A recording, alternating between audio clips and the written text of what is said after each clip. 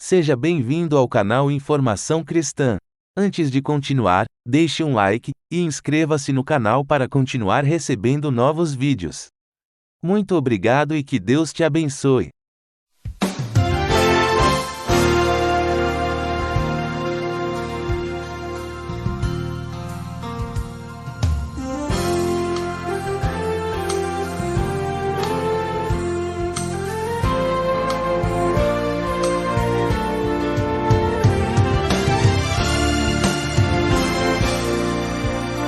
Muitas pessoas têm tido seus sonhos destruídos pela falta de confiança absoluta em Deus.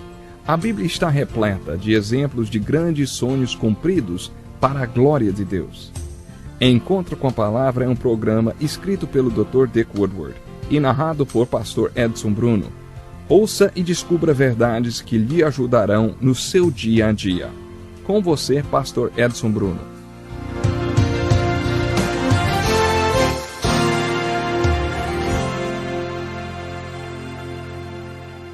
Mais uma vez chegou a hora do nosso encontro com a Palavra. Seja muito bem-vindo.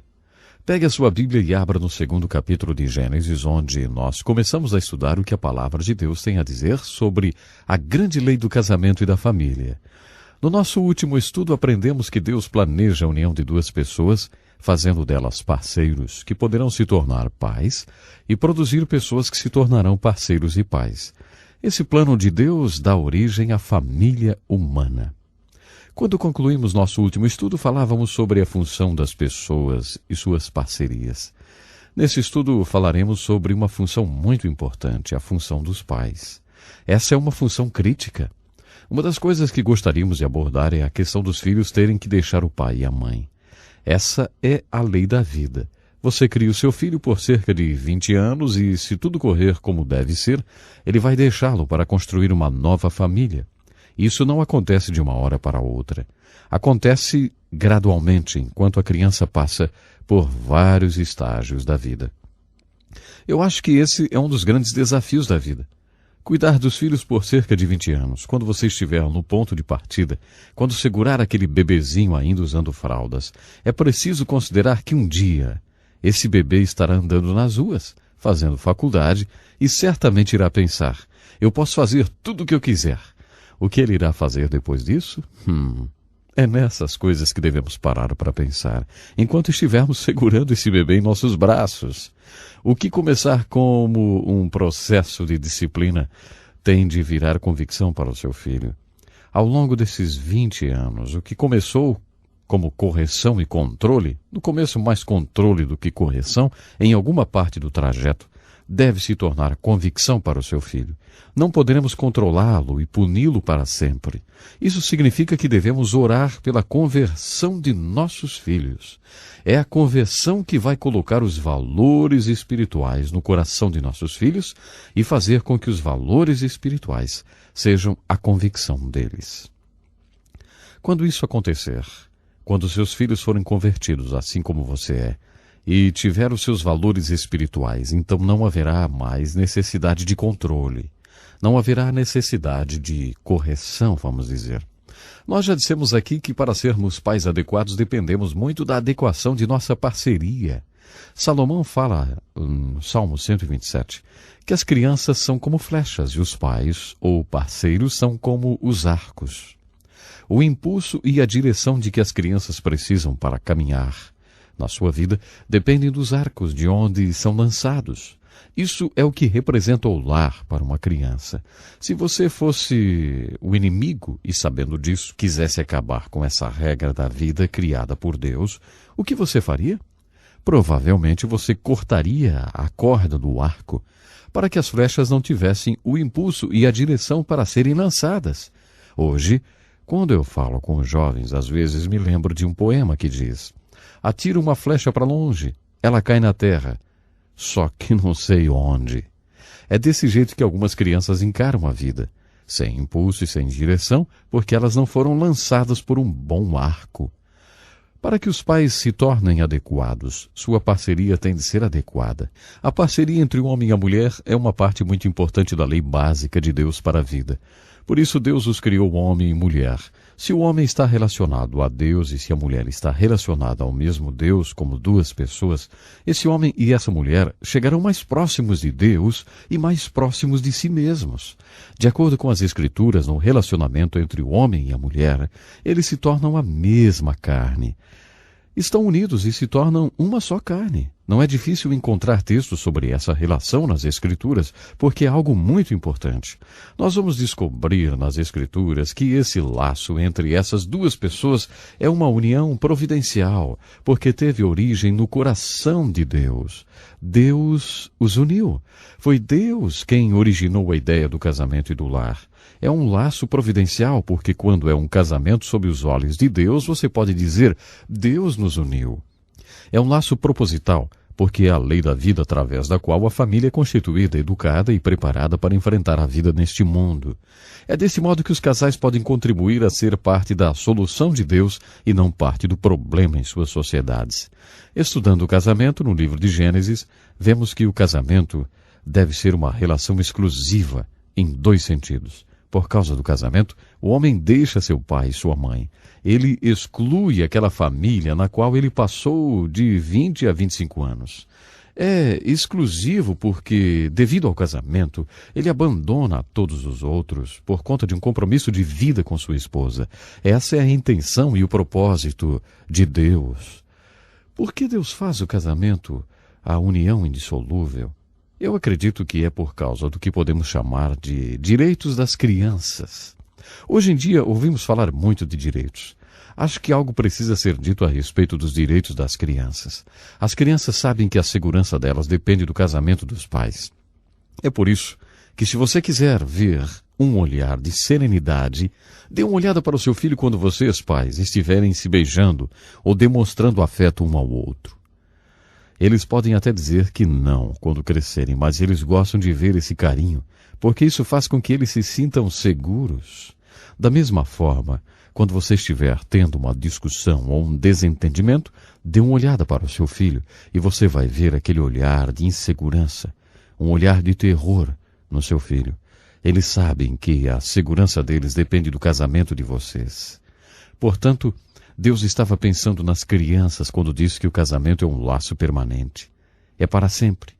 O casamento é também exclusivo no sentido de que você deve abrir mão dos outros para se juntar nessa aliança segura e sólida. Essa aliança tem de ser baseada na exclusividade. Uma outra observação sobre o casamento é que ele é um relacionamento que inclui tudo. Salomão teve 700 esposas e 300 concubinas. Então ele foi, de certa forma, uma autoridade quando o assunto é casamento. Salomão diz em Eclesiastes capítulo 4 que o casamento, como Deus pretendeu que seja, é como uma corda de 3 pernas, que não se quebra facilmente. Por aplicação, o que ele quis dizer é que a relação entre duas pessoas tem muitos níveis diferentes, no mínimo 3. Primeiro de todos, o homem e a mulher se tornam um só, em espírito. Deus quer que eles tenham comunhão, como que se fossem um só espírito e mente. Deus desenhou essa relação física e sexualmente. Deus projetou essa relação física para ser a expressão de alegria da unidade que eles teriam nesses níveis mais profundos. Deus quer dizer que devemos ser um em espírito e na mente e expressar essa unidade através da união física ou unidade física. Os animais têm essa expressão física, mas não há união de espírito nem de mente. É apenas animal. É apenas mecânico. Várias vezes, durante o aconselhamento matrimonial, ouço homens e mulheres dizerem: nossa união sexual é apenas animal. A razão para isso é que eles realmente não estão tendo comunhão. Eles não estão tendo comunicação. E a relação física não está sendo uma expressão da unidade mais profunda. É apenas uma coisa animal e mecânica. Isso não é o que Deus planejou, nem é o que ele pretendia. Deus pretendia que nós fôssemos como uma corda de 3 pernas, ou um cabo com 3 tranças, que não se parte facilmente. Ele pretendia que fôssemos um no espírito e na mente. Assim nossa união física será o que deveria ser. Se tivermos essa unidade em todos os 3 níveis, então teremos a corda de 3 pernas, a qual Salomão disse não ser fácil de quebrar. Um último pensamento sobre essa lei da vida Como podemos observar em Gênesis, vemos o casamento, o lar e a família como eles eram e como eles são hoje. De acordo com as Escrituras, não podemos ser pais adequados sem a ajuda de Deus. O Salmo 127 diz: se o Senhor não edificar a casa, em vão trabalham os que a edificam. Se o Senhor não guardar a cidade, em vão vigia a sentinela. Inútil vos será levantar de madrugada, repousar tarde, comer o pão de dores. Aqui está uma mensagem importante desse salmo. Se você estivesse tentando dormir e tivesse um dia cheio pela frente, não seria ridículo deitar e dizer: Senhor, tem um dia cheio amanhã. Eu tenho que ajudá-lo a pôr energia de volta em meu corpo, então eu vou deitar e ficar acordado para ajudá-lo a pôr energia de volta no meu corpo, porque amanhã eu tenho um dia lotado. Enquanto você ficasse acordado, ele não poderia recolocar energia de volta em seu corpo. Quando você se torna passivo e libera tudo para Deus, tudo para Ele, e põe sua vida nas mãos dele e vai dormir, milagre dos milagres, aí o Senhor, Ele mesmo, põe a energia de volta no seu corpo. Você pode acordar às 6 ou 8 horas depois e ter energia suficiente. Salomão diz que Deus dá aos seus amados a capacidade de ser pais adequados quando você leva suas crianças até Ele e deixa que Ele construa a casa. Resumindo, não podemos ser pais adequados sem a ajuda de Deus. Jesus disse sobre o casamento: ninguém pode receber isso a menos que Deus o ajude. Você não pode experimentar verdadeiramente o que Deus planejou para o seu casamento, a menos que você tenha a ajuda de Deus. Um dos grandes objetivos, e vamos dizer uma das grandes mensagens do Novo Testamento e do Velho Testamento é: você não pode ser uma pessoa adequada sem a ajuda de Deus. A Bíblia coloca dessa forma. Jesus diz em João: o que é nascido da carne é carne, e o que é nascido do Espírito é Espírito. Não te maravilhes de ter dito: necessário vos é nascer de novo. Essa é a grande mensagem da Bíblia. Como Deus acaba com o divórcio entre o homem e Deus? Como Deus realiza em nós o ato de criação de que precisamos? Ele o faz através do novo nascimento. É por isso que o Velho Testamento diz: Jesus está vindo. E o Novo Testamento diz: Jesus veio. Você pode nascer de novo. Você pode receber o ato de criação em seu coração. E então você será uma pessoa adequada. Assim, de acordo com as Escrituras, não podemos ser pais adequados ou companheiros adequados ou pessoas adequadas sem a ajuda de Deus. É por isso que devemos voltar ao livro de Gênesis, capítulo 1 e capítulo 2, considerar a criação do homem e entender a nós mesmos como realmente somos. Nunca seremos adequados como pessoas se não voltarmos ao Gênesis e considerarmos a intenção e o propósito no coração de Deus quando Ele nos criou. Nunca seremos pais adequados sem, de acordo com as Escrituras, até que voltemos ao Gênesis e deixamos que Deus nos conte sobre o lar, sobre as pessoas, companheiros e pais, como eles foram e como eles devem ser. Bom, o nosso tempo hoje já acabou, mas eu espero você para o nosso próximo programa. Que Deus lhe abençoe com toda a sua família. Até lá, então. Que lição importantíssima. Obrigado, Pastor Edson Bruno. Prezado ouvinte, coloque em prática o que você ouviu aqui. Sem dúvida, sua vida será grandemente abençoada. Este é um estudo escrito pelo Dr. Dick Woodward, na voz do Pastor Edson Bruno. Escreva-nos e solicite o material. Nosso endereço é Encontro com a Palavra, Caixa Postal 2011, CEP 89201-970, Joinville, Santa Catarina. Até o nosso próximo encontro com a Palavra.